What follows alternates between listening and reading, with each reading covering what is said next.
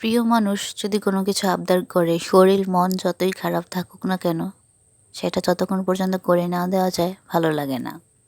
আসসালামু আলাইকুম, কেমন আছেন সবাই? আশা করি সবাই ভালো আছেন। আলহামদুলিল্লাহ আমরাও ভালো আছি। আমার কাছের মানুষ একটু পোলাও খেতে চেয়েছে, যেই বলা সেই কাজ, পোলাও বসিয়ে দিলাম। যেহেতু আমরা লাকড়ির চুলায় রান্না করি, সেজন্য পোলাওটা বসিয়ে সেটা আবার পানি দিয়ে রাইস কুকারে দিয়ে দেবো, সেটা রাইস কুকারেই হয়ে যাবে। পোলাওর সাথে ভাবলাম যে একটু গোশ রান্না করে দেই। আগে থেকে ধুয়ে রাখা গোশগুলো এখন দিয়ে দেব।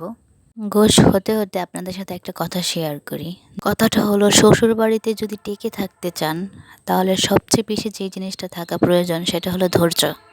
ধৈর্য যত থাকবে আপনার, তত আপনি সংসারে টিকতে পারবেন। ধৈর্য না থাকলে সেই সংসারে টিকে থাকতে পারবেন না। আপনি সারাদিন যত কাজ করেন না কেন, এই কাজের মধ্যে যদি একটু ভুল হয়ে যায়, তাহলে সেই ভুলটাই তাদের মনে থাকে। যে কাজগুলো করেছেন সেগুলোর মনে থাকে না। কথা বলতে বলতে গোশ রান্না হয়ে গেছে। আমাদের ভিডিও যদি আপনাদের ভালো লাগে তাহলে চ্যানেলটা সাবস্ক্রাইব করে